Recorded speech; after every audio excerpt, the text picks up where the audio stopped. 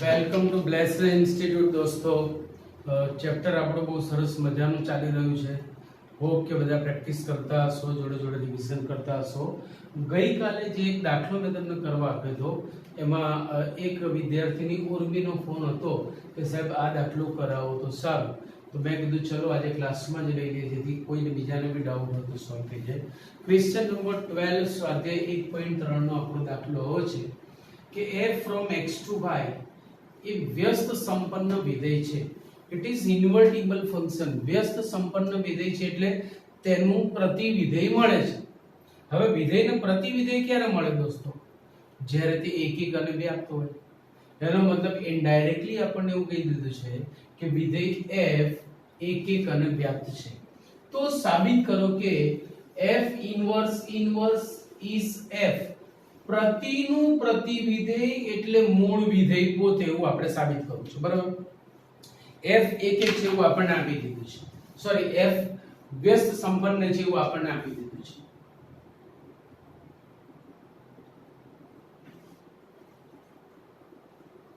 f from x to y એ વ્યસ્ત સંપન્ન વિધેય છે. આથી f ઇન્વર્સ મળે, વળી f એકિક અને વ્યાપ્ત પણ થાય. આ પરિણામો આપણે જાણીએ છીએ કે જો વિધેય એકિક અને વ્યાપ્ત હોય તો તેનું પ્રતિવિધેય મળે. જો પ્રતિવિધેય મળે તો તે એકિક અને વ્યાપ્ત હોય. એ વિધાનો મેં તમને લખાયેલા છે. f ઇન્વર્સ મળે છે. f ઇન્વર્સ મળે છે એટલે ક્યાંથી ક્યાંનું વિધેય થશે? therefore f inverse from y to x પણ એકિક અને વ્યાપ્ત થાય. f inverse y to x પણ એકિક અને વ્યાપ્ત થાય. વળી f ઇન્વર્સ એ f નું પ્રતિવિધેય છે માટે f ઇન્વર્સ નું પ્રતિવિધેય f થાય. પરિણામ નંબર 1. જો ભાઈ f નું પ્રતિવિધેય f ઇન્વર્સ છે તો f ઇન્વર્સ નું પ્રતિવિધેય f થાય, કારણ કે બંને એકબીજાના પ્રતિવિધેયો છે. શબ્દો બરાબર સમજો. જો એક્ઝેક્ટ બંને પરિણામ એક સરખા જ રાખવા હોય તો તમે, હું આને સુધારીને લખું એટલે તમને ખ્યાલ આવે, જેથી શબ્દ રચના એક સરખી બને. f નું પ્રતિવિધેય f ઇન્વર્સ છે માટે f ઇન્વર્સ નું પ્રતિવિધેય f થાય. આટલી વસ્તુ ક્લિયર? અચ્છા, એક પરિણામ આપણે જોયું તો યાદ હતો કે કોઈ પણ વિધેયને પ્રતિવિધેય મળે તો તે અનન્ય જ હોય. કોઈ પણ વિધેયને પ્રતિવિધેય મળે તો તે f ઇન્વર્સ નું પ્રતિવિધેય f છે. આથી તે અનન્ય થવાનું. આગળ જઈએ. વળી f ઇન્વર્સ પણ એકિક અને વ્યાપ્ત છે. વળી f ઇન્વર્સ પણ એકિક અને વ્યાપ્ત છે. આથી તે પણ વ્યસ્ત સંપન્ન થાય માટે તેનું પણ પ્રતિવિધેય મળે તથા તે f ઇન્વર્સ નું પ્રતિવિધેય. તો f ઇન્વર્સ નું પ્રતિવિધેય ક્યાંથી ક્યાંનું થશે? f ઇન્વર્સ ના સહપ્રદેશથી પ્રદેશનું 2x to y થાય. આમ f ઇન્વર્સ નું પ્રતિવિધેય f ઇન f ઇન્વર્સ નું પ્રતિવિધેય f થાય, f ઇન્વર્સ નું પ્રતિવિધેય ઇન્વર્સ ઓફ f ઇન્વર્સ થાય. કોઈ પણ વિધેયને પ્રતિવિધેય મળે તો તે અનન્ય જ હોય.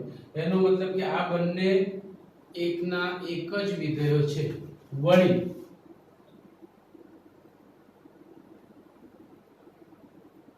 કોઈ પણ વિધેયને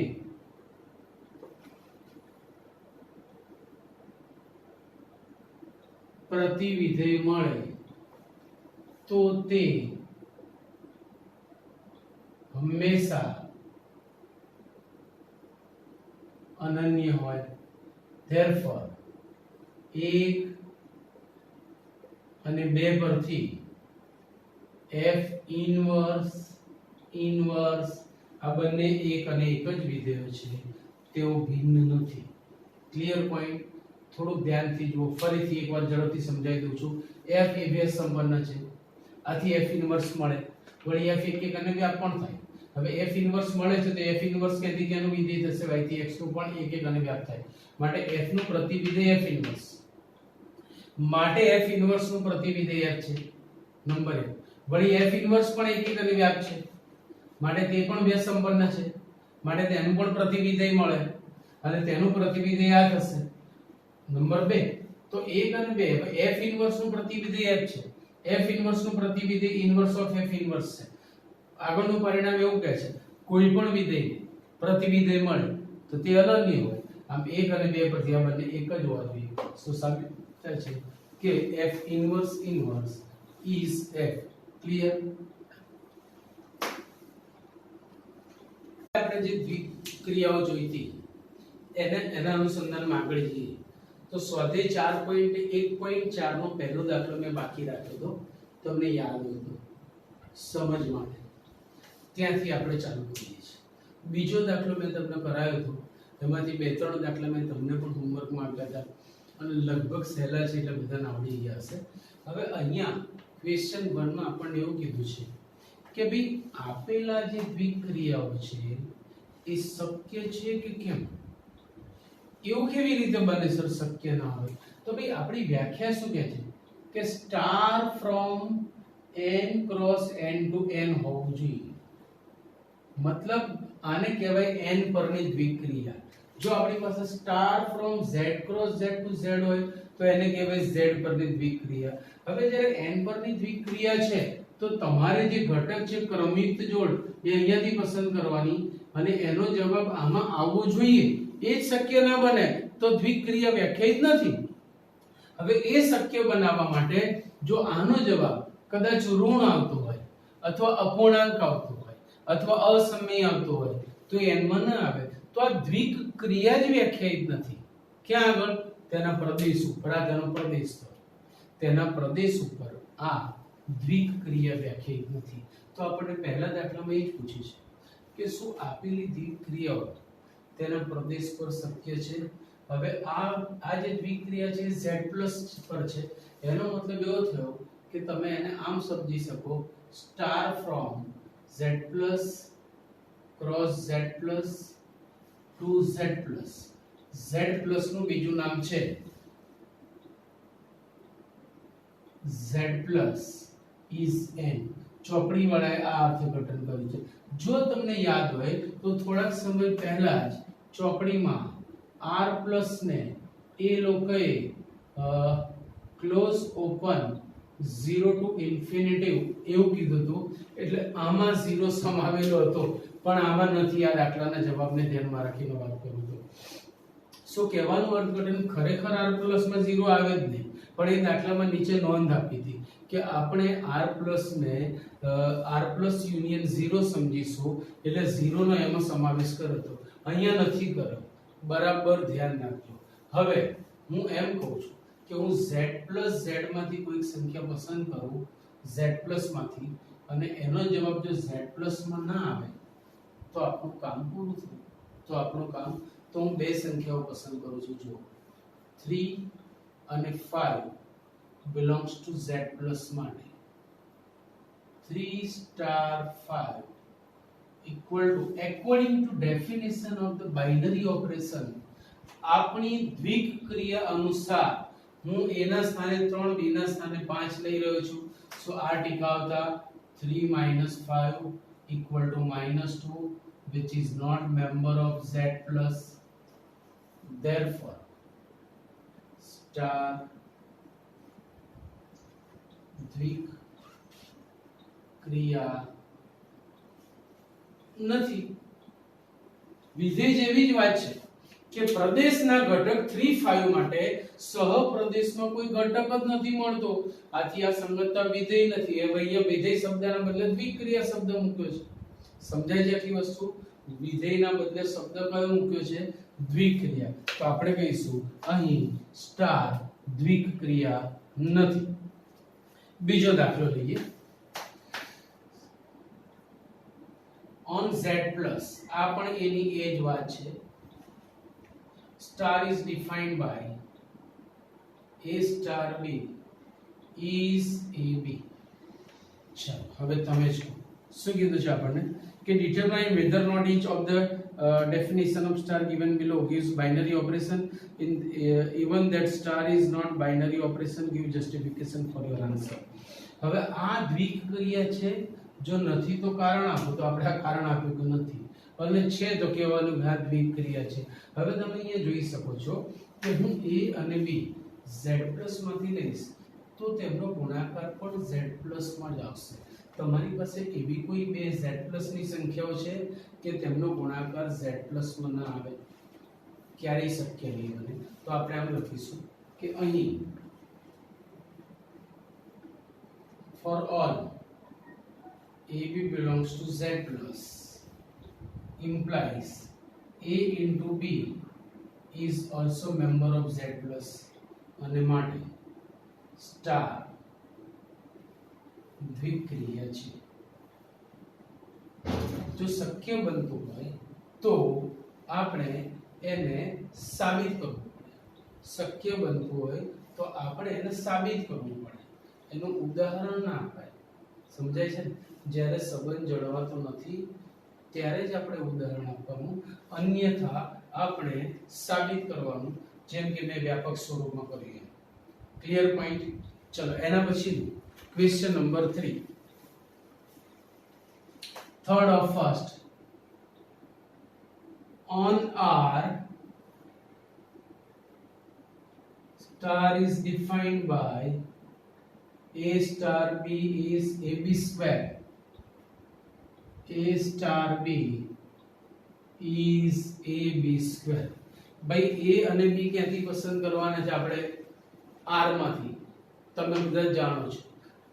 ભાઈ on R નો મતલબ થાય કે our star, our binary operation is defined on R cross R to R.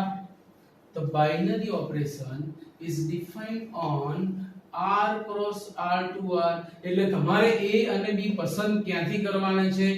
R માંથી. તમને એનો જવાબ ક્યાં મળશે? R માં મળવો જોઈએ. હવે તમારી પાસે કોઈ એવા ઘટકો છે કે જે R cross R માંથી લીધા હોય પણ A into B square કરતા તે R માં ના આવે? is not possible.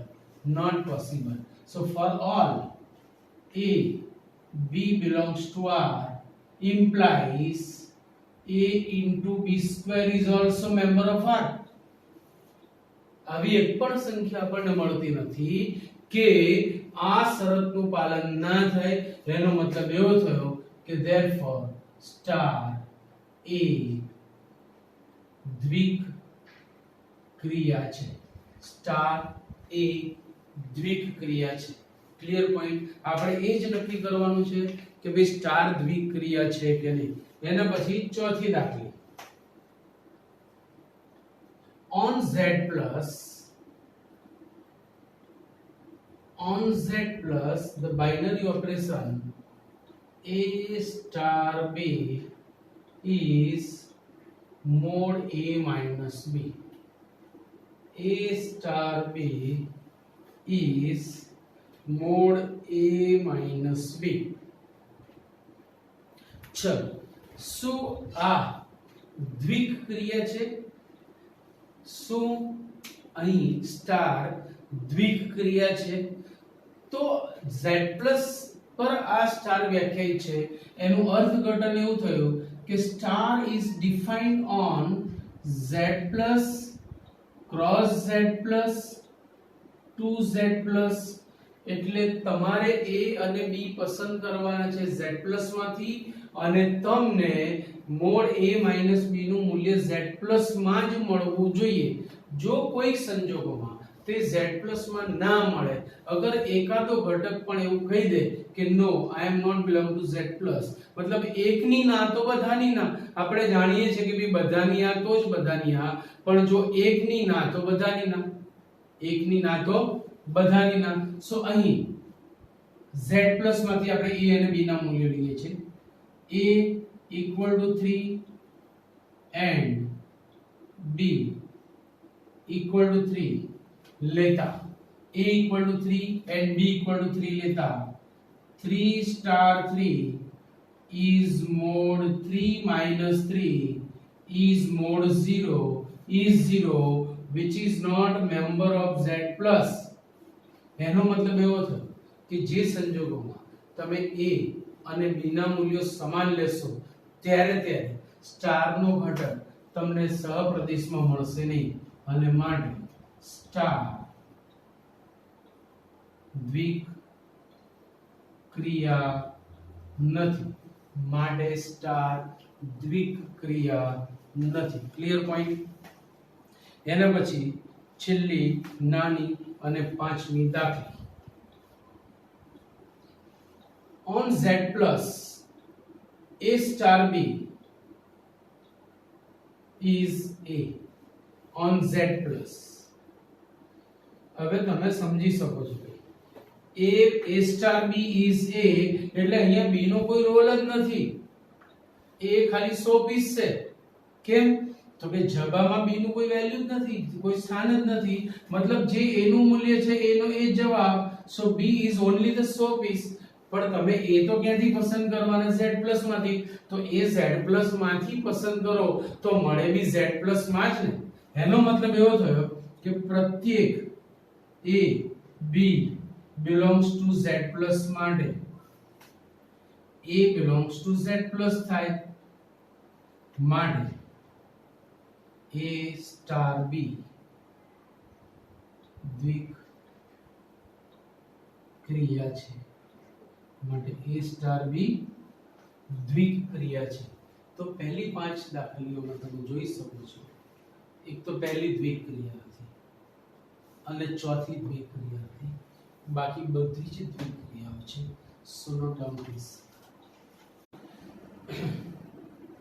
હવે ગણ a આપણને આપેલો છે અને સ્ટાર આપવાની એક બીજી રીત આપણને આપી છે a સ્ટાર b પણ લખી શકાય પણ બુક વાળા a સ્ટાર b નથી લખ્યું આનું અર્થઘટન તમે એવું કરી શકો આવો કે a અને b પૈકી જે નાનામાં નાની સંખ્યા છે તે તો તમારી પાસે હવે તમારી જે સ્ટાર નામની દ્વિક્રિયા છે એ વ્યાખ્યાયિત છે અહીંયા star from a cross a to a cross a માં કેટલા ઘટકો આવશે ભાઈ તો કે ગણ a માં 5 ઘટકો છે આથી a cross a માં કેટલા ઘટકો થશે 5 into 5 એટલે 25 આ 25 ઘટકો તમે અહીંયા લઈ શકો છો પણ જ્યારે પણ તમે કોઈ પણ ક્રમિક જોડ લેશો તો તેમાંથી જે નાની સંખ્યા છે that will be the answer તો ક્વેશ્ચન આપણને આવું કહે છે કે રાઇટ ધ ઓપરેશન ટેબલ ક્રિયાત્મક ટેબલ બનાવો ઓફ ધ ઓપરેશન મિનિમમ એટલે આનું તમે એક ટેબ્યુલર ફોર્મ બનાવો ટેબલ ફોર્મમાં એને તમે રજૂ કરો એવું કહેવામાં આવે છે તો મિનિમમ નું મારે ટેબલ બનાવવું છે હવે બે ત્રણ ઉદાહરણ લઈએ કે ભાઈ a ક્રોસ a માં 1 1 1 2 1 3 2 1 5 2 1 થી 2 5 3 1 થી 3 5 5 1 થી 5 5 સુધી ઘટકો આવે તો ઉદાહરણ તરીકે હું એમ લઉં કે ભાઈ 3 મિનિમમ 5 આનો મતલબ થયો કે મિનિમમ ઓફ 3 and 5 આ બંનેમાં જે મિનિમમ છે એ કોણ છે તો કે 3 સો આન્સર વિલ બી 3 પણ આ જ વસ્તુ હવે હું એમ કહું કે 3 and 1 તો આ બંનેમાં મિનિમમ કોણ છે 1 સો 1 will be the answer આ એનું ઓપરેશન થયું, આ એની ક્રિયા થઈ. તો ક્રિયાત્મક ટેબલ આપણે બનાવવું છે. હવે આને ટેબલ થી આખી વસ્તુ દર્શાવી છે. તો લખાય કેવી રીતે? તો આપણી પાસે એક રોસ એમાં 25 ઘટકો છે અને આપણે આમ લખીશું. ટેબલ આપણે આવી રીતે બનાવીશું. આ છે મિનિમમ 1 2 3 4 5. એ જ રીતે 1 2 3 4 5. આ ક્રિયા દ્વારા આમની વચ્ચેનો સંબંધ આપણે વ્યાખ્યાયિત કરવાનો છે. આ ક્રિયા દ્વારા આમની વચ્ચેનો સંબંધ આપણે વ્યાખ્યાયિત કરવો છે. Minimum of 1 1 is 1. Minimum of 1 and 2 is 1. 1 અને 2 માં મિનિમમ કોણ છે? નાનામાં નાનું કોણ છે? 1 3 માં ઓબ્વિયસ 1, 1 4 માં 1, 1 5 માં 1. ક્લિયર? હવે અહીંયા મિનિમમ ઓફ 2 and 1 ઓબ્વિયસ 1. 2 અને 2 માં નાનું કોણ? ભાઈ બંને સરખા છે, નાના કો તો પણ ચાલે. 2 3 માં 2, 2 4 માં 2, 2 5 માં 2. ચલો 3 1 minimum is 1, 3 2 minimum is 2, 3 3 minimum is 3, 3 4 is 3, 3 5 is 3. Same way 4 1 is 1, 4 2 is 2, 4 3 is 3, 4 4 is 4, 4 5 is 4. Minimum of 5 1 is 1, 5 2 is 2, 5 3 is 3, 5 4 is 4, 5 5 is 5. તો આ આપણું ટેબલ થઈ ગયું, ક્રિયાત્મક ટેબલ. સો આ થઈ ગયું મિનિમમ નું ટેબલ. ટેબ્યુલર ફોર્મમાં આખો આપણો અસમ થઈ ગયો. ક્લિયર દોસ્તો? ક્લિયર? જો ટેબલ ફોર્મ કે તો તમારે આ રીતે લખવાનું. હવે આ દ્વિક્રિયા તો છે, આની અંદરથી તમને અલગ અલગ પ્રશ્નો પણ પૂછી શકાય. એના પછી તમે આવો છો ક્વેશ્ચન નંબર 4 માં. Question number 4, consider a binary operation on star on the set 1 2 3 4 5. આમાં પણ ગણ એ આપણને એ જ રીતે આપ્યો છે. A is 1 2 3 4 5. સ્ટાર એની ઉપર વ્યાખ્યાયિત છે. given by the following multiplication table. પહેલું આપણને એવું કીધું છે compute 2 star 3 star 4 and એટલે પહેલા તો મારે એનું ટેબલ બનાવવું છે. એના માટેનો સંબંધ આપણને શું આપ્યો છે? હા, ટેબલ આપણને આપી દીધું છે.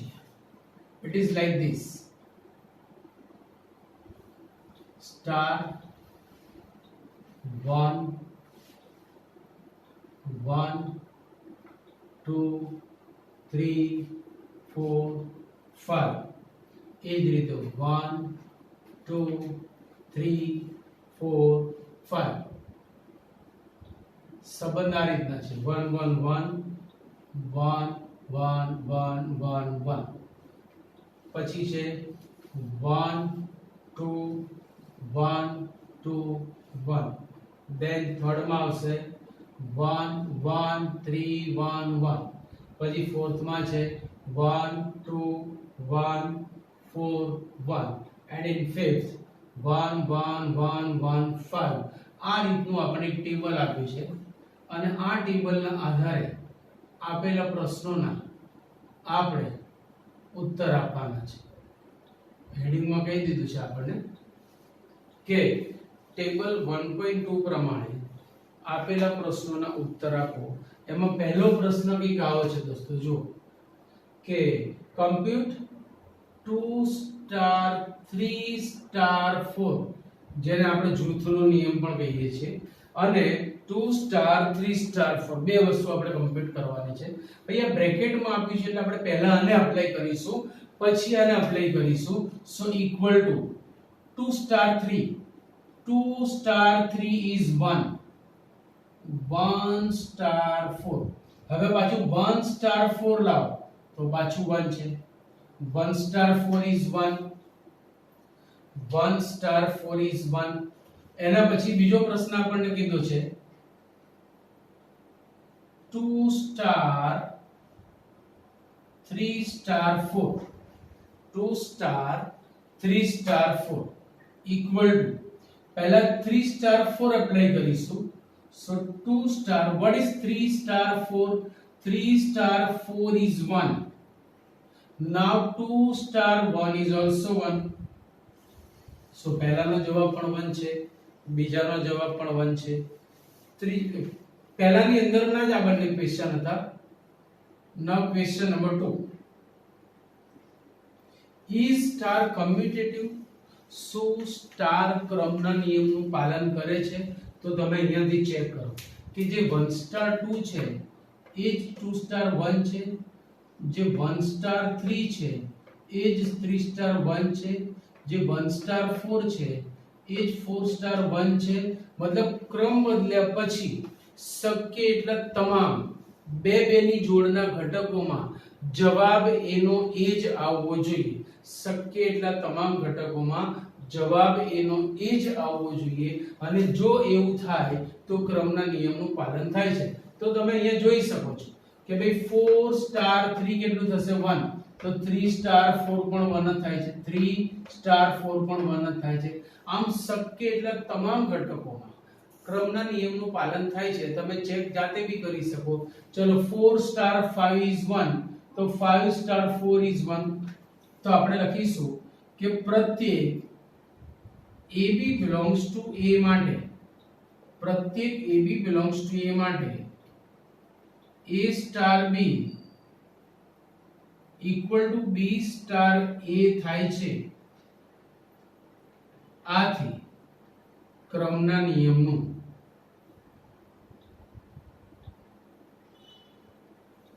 પાલન થાય છે. આથી ક્રમના નિયમનું પાલન થાય છે.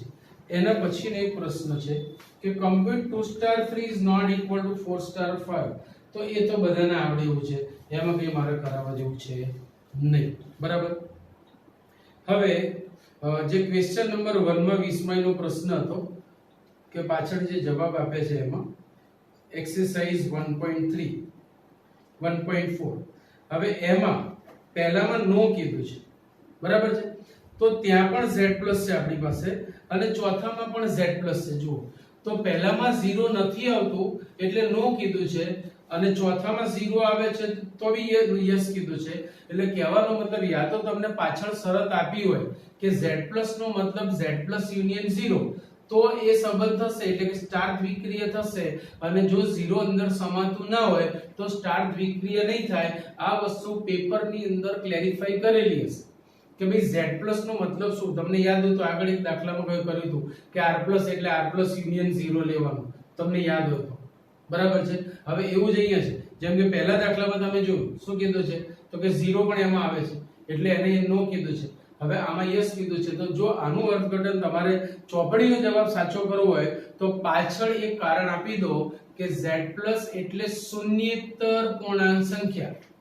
બાજુમાં એવું કારણ આપી દો z પ્લસ એટલે શૂન્યેતર પૂર્ણાંક સંખ્યા. શૂન્યેતર એટલે શૂન્ય સહિતની પૂર્ણાંક સંખ્યા, એવું લખજો. z પ્લસ એટલે શૂન્ય સહિતની પૂર્ણાંક સંખ્યા અથવા અનઋણ પૂર્ણાંક સંખ્યા એમ પણ લખી શકો. તો એ વખતે એ તમારો દાખલાનો જવાબ સાચો પડશે અને એ વખતે એ દ્વિક્રિયા ગણાશે. ક્લિયર? ચલો એના પછી ક્વેશ્ચન નંબર 5. ક્વેશ્ચન નંબર 5 આવો આપણને આપે છે કે ગણ A પર દ્વિક્રિયા આ પ્રમાણે છે. A star B is this. A અને B નો ગુરુત્તમ સામાન્ય અવયવ, મોટામાં મોટો સામાન્ય અવયવ, બરાબર. તો A અને B છે. તો operation star same as operation star defined in the exercise 4 above. Your answer. So હવે અહીંયા આપણને કીધું છે defined by star binary operation on the set. ખાલી આપણે આનું ટેબલ જ બનાવવાનું છે. Exercise 4 above, justify your answers. હવે ઉપરના ટેબલના જ આન્સર્સ આપણે ફરીથી આપવાના છે. તો ખાલી આનું ટેબલ આપણે એક નવું બનાવવાનું છે, અને એ ટેબલ ઉપરના જેવું છે કે નહીં એ બી પાછું આપણે એવું કહેવાનું છે. બરાબર છે. તો મારે ગુરુત્તમ સામાન્ય અવયવનું ટેબલ બનાવવું છે. ધ્યાન રાખજો.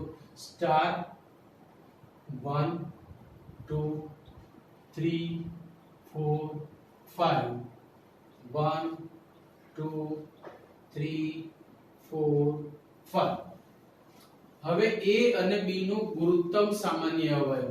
ગુરુત્તમ સામાન્ય અવયવ આમ તો બધાને આવડતો જ હોય, છતાં આપણે એક ઉદાહરણ લઈએ. 12 અને 18 અથવા 12 અને 22. તો કે ભાઈ 12 ના અવયવો શું? 1 2 3 4 6 12. 22 ના અવયવ કયા કયા? 1 2 અને 11. તો હવે આના સામાન્ય અવયવ કયા કયા? સામાન્ય અવયવ 1 અને 2. આ બંનેમાં મોટામાં મોટો અવયવ કોણ? 2. તો 2 એ 12 અને 22 નો ગુરુત્તમ સામાન્ય અવયવ છે એમ કહી શકાય. દાખલા તરીકે આપણે 15 લીધા અને 24 લીધા.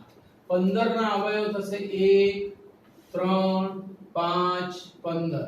24 ના અવયવ થશે 1 3 4 6 8 12 અને 24. તો હવે એમના સામાન્ય અવયવ કયા થયા? તો સામાન્ય અવયવ થાય 1 પછી 3. એ સિવાય કોઈ સામાન્ય અવયવ નથી. આ સામાન્ય અવયવોમાં મોટો અવયવ કયો છે? તો કે 3. તો એને કહેવાય ગુરુત્તમ સામાન્ય અવયવ. તો આપણે એ રીતે અહીંયા આખું ટેબલ બનાવવાનું છે. That is called highest common factor or greatest common divisor અથવા મહત્તમ સામાન્ય ગુરુત્તમ સામાન્ય અવયવ. ચલો 1 અને 1 નો ગુરુત્તમ સામાન્ય અવયવ 1. 1 અને 2 નો ગુરુત્તમ સામાન્ય અવયવ તો કે ભાઈ 1 અને 3 નો ગુરુત્તમ સામાન્ય અવયવ તો કે બધામાં એક જ આવશે. તમે જોજો. એના પછી 2 અને 1 નો ગુરુત્તમ સામાન્ય અવયવ 1.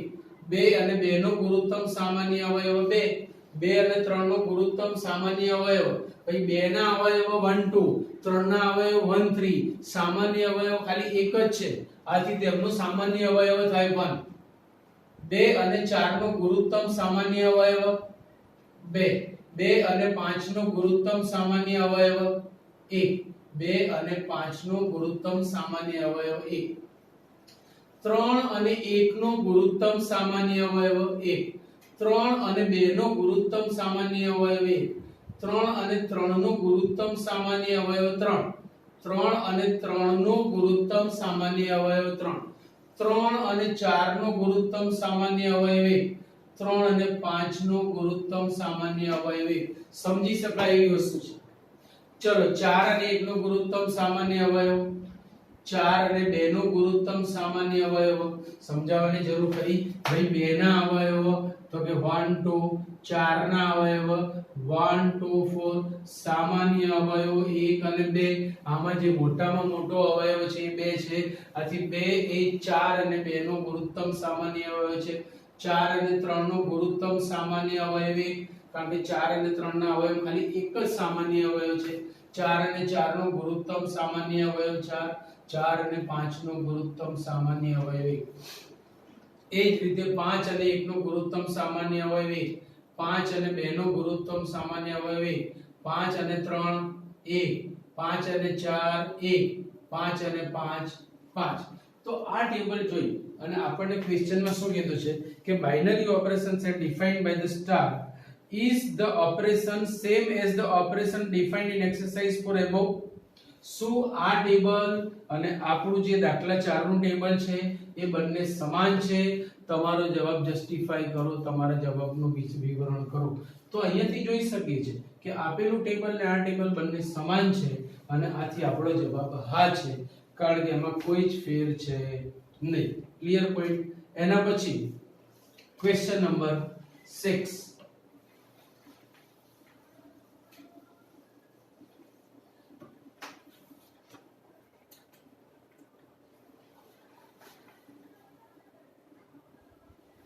let star be the binary operation on n. બરાબર સમજો ભાઈ. a star b is equal to LCM of a and b, least common multiple, લઘુત્તમ સામાન્ય અવયવ. a અને b નો લઘુત્તમ સામાન્ય અવયવ. A અને B નો લઘુત્તમ સામાન્ય અવયવી, નોટ અવયવ, ઇટ ઇઝ મલ્ટીપલ, ધ્યાન રાખજો ભાઈ. લઘુત્તમ સામાન્ય અવયવી, લઘુત્તમ સામાન્ય અવયવી, અવયવી એટલે એના ઘડિયામાં આવતી સંખ્યા. તો આપણને શું કીધું છે? find 5 star 7 20 star 16 is commutative. હવે એક્ચ્યુઅલી આ બધા જવાબ આપવાના બદલે આનું ટેબલ પણ હું તમને બતાવું છું. અહીંયા આપણને કીધું નથી કે ટેબલ બનાવો, તો પણ હું ટેબલ બનાવું છું જેથી તમે સારી રીતે સમજી શકો. પહેલા તો લઘુત્તમ સામાન્ય અવયવી એટલે શું? તો દાખલા તરીકે આપણે લઈએ 3 અને 5. તો 3 ના અવયવી કયા કયા? 3 6 9 12 15 18 ડેશ ડેશ ડેશ. 5 ના અવયવી 5 10 15 20 25 એમ કરતા કરતા જઈશું આગળ. તો જુઓ એનો જે નાનામાં નાનો સામાન્ય અવયવી છે આ છે. પછી આગળ બીજા અવયવી તો ભેગા થવાના, જેમ કે 30 આવશે, 45 આવશે, પછી 60 આવશે, પછી 75 આવશે. સો એના સામાન્ય અવયવી તો ઘણા આવશે, પણ એમાં જે નાનામાં નાનો સામાન્ય અવયવી છે એ 15 છે. એટલે લઘુત્તમ સામાન્ય અવયવી 15 થશે. બરાબર સમજો. તો આપણે લઘુત્તમ સામાન્ય અવયવનું ટેબલ એક સમજવા માટે આપણે બનાવવું છે. બરાબર. તો જો સ્ટાર્ટ 1 2 3 4 5 ડેશ ડેશ ડેશ. એ જ રીતે 1 2 3 4 5 ડેશ ડેશ ડેશ. કારણ કે એ તો પ્રદેશ આપણને n આપ્યો છે, આખા n ની તો ચર્ચા કરે નહીં, એટલે આપણે સીમિત ઘટકો લઈ અને એનો અભ્યાસ કરવા માંગીએ છીએ. ચલો ભાઈ 1 અને 1 નો લઘુત્તમ સામાન્ય અવયવી 1, 1 અને 2 નો લઘુત્તમ સામાન્ય અવયવી 2 થશે. જોઈ લો ભાઈ 1 ના અવયવી 1 2 3 4, 2 ના અવયવી 2 4 6 8 તો 2 4 6 8 બધા કોમન છે, પણ એમાં નાનામાં નાનો અવયવી 2 છે. આથી 2 એ 1 અને 2 નો લઘુત્તમ સામાન્ય અવયવી છે. 1 અને 3 નો લઘુત્તમ સામાન્ય અવયવી 3, 1 અને 4 નો લઘુત્તમ સામાન્ય અવયવી 4, 1 અને 5 માટે 5 ડેશ ડેશ ડેશ. ચલો એ જ રીતે 2 અને 1 નો લઘુત્તમ સામાન્ય અવયવી 2, 2 અને 2 નો 2, 2 અને 3 નો લઘુત્તમ સામાન્ય અવયવી, નાનામાં નાનો સામાન્ય અવયવી થશે 6. પછી 2 અને 4 નો 2 પોતે, 2 અને 5 નો નાનામાં નાનો સામાન્ય અવયવી થશે 10. 3 અને 1 નો 3, 3 અને 2 નું 6, 3 અને 3 નું 3 પોતે, 3 અને 4 નો સામાન્ય અવયવી થશે 12. 3 અને 5 નો સામાન્ય અવયવી થશે 15. પછી 4 અને 1 માટે 4, 4 અને 2 માટે 2, 4 અને 3 માટે 12, 4 અને 4 માટે પોતે, 4 અને 5 નો સામાન્ય અવયવી થશે 20. એ જ રીતે 5 નું ટેબલ બનાવીએ તો 5 અને 1 નો સામાન્ય અવયવી 5, 5 અને 2 નું 10, 5 અને 3 નું 15, 5 અને 4 નું 20, 5 અને 5 નો સામાન્ય અવયવી 5 થશે. તો આ થઈ ગયું લઘુત્તમ સામાન્ય અવયવોનું ટેબલ. એમાં મેં લિમિટેડ ઘટકો લીધા છે, પણ બધા જ ઘટકો નથી લીધા, સીમિત ઘટકો લીધા છે સમજવા માટે. હવે આપણને અહીંયા જુદા જુદા પ્રશ્નો કરે છે.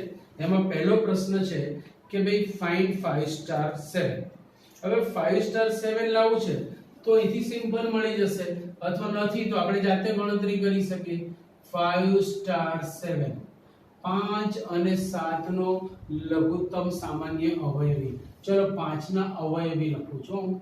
5 10 15 20 25 30 35 40 ડેશ ડેશ ડેશ. હવે 7 ના અવયવી લખું તો 7 14 21 28 35 42 ડેશ ડેશ ડેશ.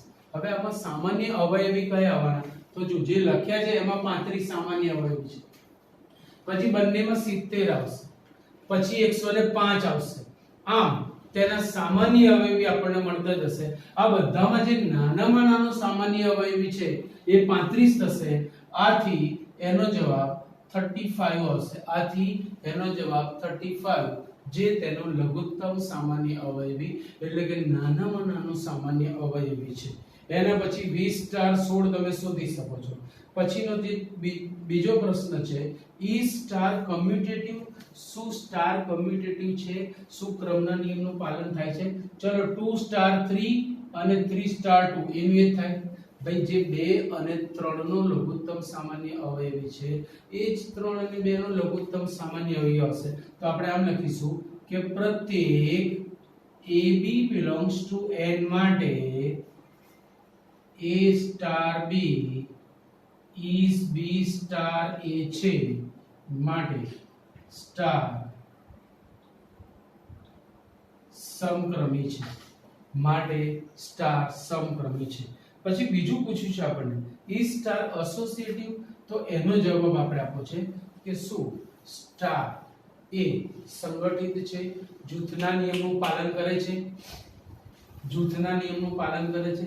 તો આપણે અહીંયા ચેક કરવું છે કે ભાઈ જૂથના નિયમનું પાલન થાય છે કે નહીં। એક ઉદાહરણ લઈએ આપણે 2 સ્ટાર 3 સ્ટાર 5 એક ઉદાહરણ લઈએ ઇક્વલ ટુ 2 સ્ટાર ચલો ભાઈ 3 અને 5 નો લઘુત્તમ સામાન્ય અવયવી 3 અને 5 નો લઘુત્તમ સામાન્ય અવયવી થશે 15 બરાબર। હવે 15 અને 2 નો લઘુત્તમ સામાન્ય અવયવી 30 થશે।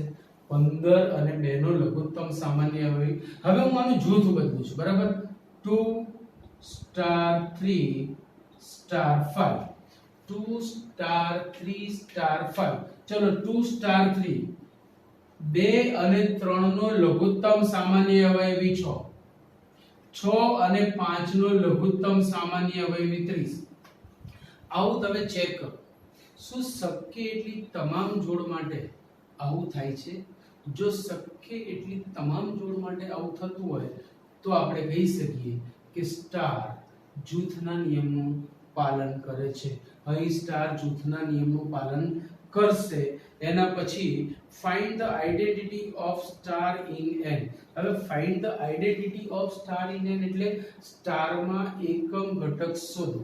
હવે એકમ ઘટક આપણે શોધવો છે ધેરફોર માટે પ્રત્યેક A B C belongs to n માટે A star B star C equal to A star B star C માટે જૂથના નિયમનું પાલન થાય છે। હવે આપણને બહુ અગત્યનો મુદ્દો પૂછ્યો છે પહેલી જ વખત આવ્યો કે એકમ ઘટકનું અસ્તિત્વ। એકમ ઘટકનું અસ્તિત્વ તો યાદ કરો આપણો મુદ્દો આની આગળના લેક્ચરમાં કે ભાઈ જો પ્રત્યેક A belongs to n માટે જો A સ્ટાર E બરાબર A થાય તો E ને એકમ ઘટક કહે છે। હવે અહીંયાથી તમે જુઓ કે કોઈ પણ ઘટકનું અન્ય ઘટક સાથે દ્વિક્રિયા લેવાથી જવાબ એનો આવે છે। જેમ કે 2 સ્ટાર 1 is 2 અને 1 star 2 is 2 3 star 1 is 3 star 1 is 3 1 star 3 is 3 4 star 1 is 4 1 star 4 is 4 કહેવાનો મતલબ 1 સાથે તમે ગમે તેની દ્વિક્રિયા લેશો તો જવાબ એનો એ જ આવશે લઘુત્તમ સામાન્ય અવયવી। લઘુત્તમ સામાન્ય અવયવી સોરી 1 અને 1 3 અને 1 નો લઘુત્તમ સામાન્ય અવયવી 3 તો જવાબ જે તે સંખ્યા જ આવશે। આમ 1 એ અહીં દ્વિક્રિયાનો એકમ ઘટક થશે। તો આપણે આમ લખીશું કે A star 1 is 1 star A અને માટે 1 એ સ્ટાર નો એકમ ઘટક છે। તમે 1 ની જોડે ગમે તેની દ્વિક્રિયા લો જવાબ જે તે સંખ્યા જ આવશે। જેમ કે 0 એ સરવાળાનો એકમ ઘટક છે. તમે ગમે તે સંખ્યામાં 0 ઉમેરો તો જવાબ જે તે સંખ્યા આવે. 1 એ ગુણાકારનો એકમ ઘટક છે. ગમે તેની જોડે 1 ને ગુણો જવાબ જે તે સંખ્યા જ આવશે. એમ અહીંયા 1 ની જોડે તમે ગમે તે ઘટકની દ્વિક્રિયા લેશો જવાબ એનો એ જ સંખ્યા આવશે. આમ 1 એ દ્વિક્રિયાનો એકમ ઘટક છે. બોલો ક્લિયર પોઈન્ટ. તો આપણે અહીંયા 6 દાખલા હા 6 દાખલા આપણે અહીંયા પૂરા થાય છે. વધુ આપણે આવતી વખતે લઈશું. 6 દાખલા સુધી તમારું હોમવર્ક છે. આવતીકાલે પણ આપણે આ જ ટાઈમે મળીએ છીએ. કદાચ આવતીકાલે આપણું આ સ્વાધ્યાય પૂરું થઈ જશે. Okay, C you, Tata.